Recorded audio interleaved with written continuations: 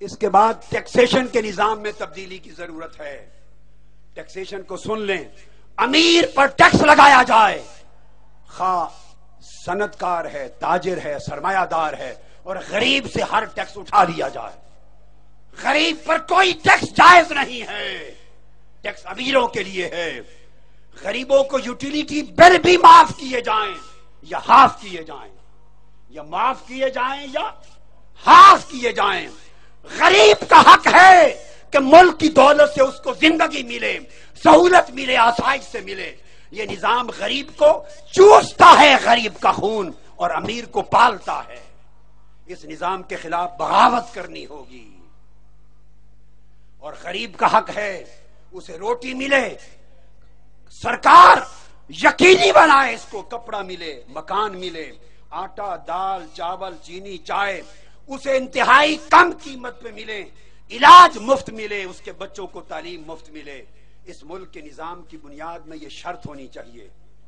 اور یکساں نظام تعلیم نافذ ہو، ختم کیا جائے امیر کے بیٹے کی تعلیم کا نظام الگ اور غریب کے بیٹے کا الگ. نہیں، فیصلہ مقدر اور اس کی قابلیت پہ چھوڑا جائے. دو نظاموں کو ختم کرنا ہوگا. یہ دو نظام غریب کو غریب تر اور امیر کو امیر تر بنانے کی سازش ہے. اور عدل اور انصاف کی فوری فراہمی کی ضرورت ہے.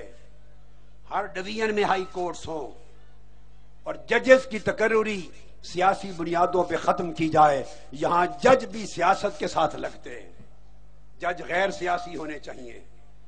اور جیوریز بنائی جائیں، ہر ضلع اور تحصیل میں جیوریز ہوں، پبلک کورٹس جس کا ایک بینچ ہو، اور کثرت کے ساتھ لوگوں کے مسائل مقدمات وہیں حل ہو جائیں. اس کا ایک ممبر جیوری کا، عدالت کا ممبر جج ہو، ایک بڑا لائق ایماندار وکیل ہو، ایک بہت بڑا متقی عالم مفتی ہو ممبر، ایک اسکالر یا پروفیسر ہو، ایک ریٹائرڈ ٹیکنوکریٹ ہو. یہ 5 آدمی بغیر اعزازیے کے اعزازی منصب کے ساتھ ان کی پبلک کورٹس بنے گی اور سارے کے سارے غریبوں کے مسائل ان کی تحصیل اور ضلع میں حل کر دیے جائیں.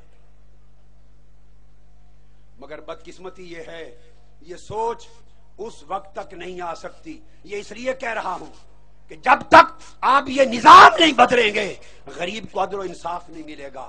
اس وقت سرکاری اعداد و شمار کے مطابق پاکستان کی عدالتوں میں 16 لاکھ مقدمات التوا کا شکار پڑے ہیں.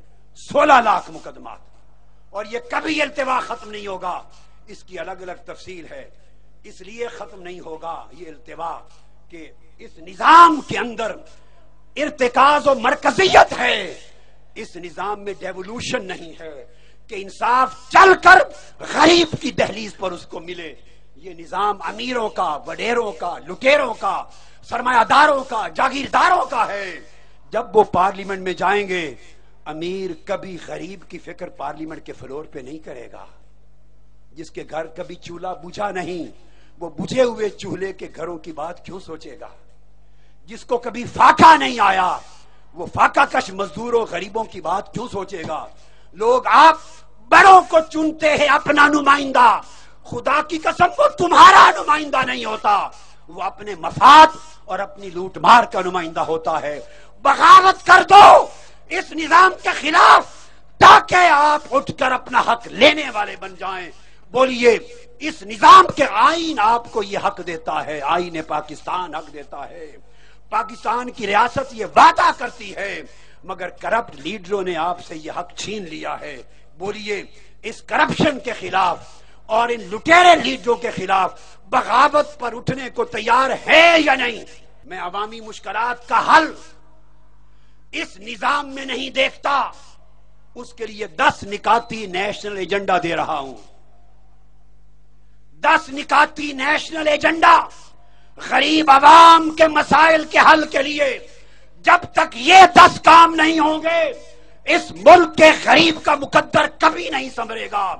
فیصلہ آپ کے ہاتھ میں ہے، ہمیشہ غلام رہے یا غلامی کی زنجیروں کو توڑ کر آزاد ہو جائیں. ایک حکومت اشرافیہ کی بجائے عوام کو منتقل کی جائے. یہ وڈیروں، جاگیرداروں، ڈاکوؤں، چوروں، لٹیروں کی بجائے इक्तदार आवाम को मिलना चाहिए, और ये मौजूदा निजाम में नहीं मिल सकता। हमारी सोसाइटी एलिटिस्ट सोसाइटी है, हमें इगैलिटेरियन सोसाइटी की जरूरत है। इक्तदार पर मखसूस तबकात की नस्ल दर नस्ल इजारादारी न हो, बल्कि इक्तदार में शराकत गरीबों के पढ़े लिखे बच्चों को भी मिल सके। नंबर 2, जागीरदारियत का खात्मा करना होगा। किसान जो बेजमीन है, जितनी जमीन वो आबाद करता है बंजर जमीन को, अजरुए शरा उसको उसका मालिक बनाया जाए। जो जमीन आबाद करे, मुर्दा जमीन, किसान उसका मालिक हो, मिल्कियत के हुकूक दिए जाएं, और बड़ी बड़ी जागीरदारियों को इनकलाबी लैंड रिफॉर्म्स के जरिए खत्म कर दिया जाए। तब जाकर गरीब और अमीर का फर्क मिटेगा और हकीकी जमहूरियत इस सरजमीन पर आ सकेगी। तीसरा, इस्तेसाली सरमायादारियत का खात्मा किया जाए। इस तरह के तमाम मिलों और फैक्ट्रियों में जिसकी पैदावार मजदूर और मेहनत कश के खून पसीने से होती है, उन मिलों फैक्ट्रियों के जितने मुनाफे हैं, नफा, उसका 50% हिस्सा मालिक को जाए, 50% हिस्सा मजदूरों को जाए। मिलों के मुनाफे में मजदूर मालिक बनाया जाए। जब तक ये अदल नहीं आएगा, उस वक्त तक इस मुल्क में न जमहूरियत आ सकती है, न आइन, न कानून। और पाकिस्तान का आइन आर्टिकल 3, पाकिस्तान का आइन आर्टिकल 37 और आर्टिकल 38 इस बात की जमानत देता है जो बात कह रहा हूं। उसके बाद हकीकी जमहूरियत हो, ना फौजी आमरीयत चाहिए, ना इंतखाबी और सियासी आमरीयत चाहिए। अवाम 5 साल के बाद सिर्फ वोट की पर्ची डालने का हक न रखें, बल्कि हर रोज देखें कि नुमाइंदा अपने वादे से मुनहरिफ हो रहा है, करप्शन कर रहा है, खिदमत नहीं कर रहा, लूट खसूट मचा रहा है। अवाम की ताकत हो, जिस वक्त चाहे एहतजाज करे, उसकी सीट पार्लियामेंट से खत्म हो जाए। अवाम को इतना ताकतवर बनाना चाहते हैं। चौथा, इस मुल्क से दहशत गर्दी का कुल्लियतन खात्मा होना चाहिए, इंतहा पसंदी के रुझानात का खात्मा होना चाहिए, और कुरान और सुन्नत की उन तालीमात को रिवाज देने की जरूरत है जो औलिया और सूफिया ने कराम ने जिनको फरोग दिया था, उन तालीमात को आम करने की जरूरत है। 5वां उसूल, इख्तियारात और अथॉरिटी, उसमें अदम मरकजियत हो, यानी मरकज के पास इख्तियारात और महकमे बहुत थोड़े हों। दिफा रहे मरकज के पास, खारजा पॉलिसी रहे, करेंसी और मालियाती उमूर रहे, और इस तरह चंद एक जरूरी वफाकी शोबे मरकज के पास हों। बाकी सारी वजारतें, इख्तियारात सूबों को दे दिए जाएं और सूबों से जिलों को दे दिए जाएं। और ये तो यहां जुनूबी पंजाब के एक सूबे की बात हो रही है। कोई वक्त आया तो मेरा मंसूबा ये है कि पाकिस्तान का हर एक डिवीजन या 2 डिवीजन मिला के सूबा बना दिया जाए। पाकिस्तान में 15-20 सूबों की जरूरत है ताकि लोगों को उनके घरों में अदल और इंसाफ मिल सके। राजनपुर का आदमी इंसाफ लेने के लिए डेरा गाजी खान क्यों ना जाए, लाहौर क्यों जाए?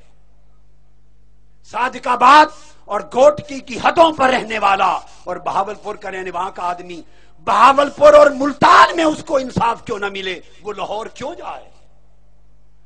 हर डिवीजन या 2 डिवीजन का सूबा बने।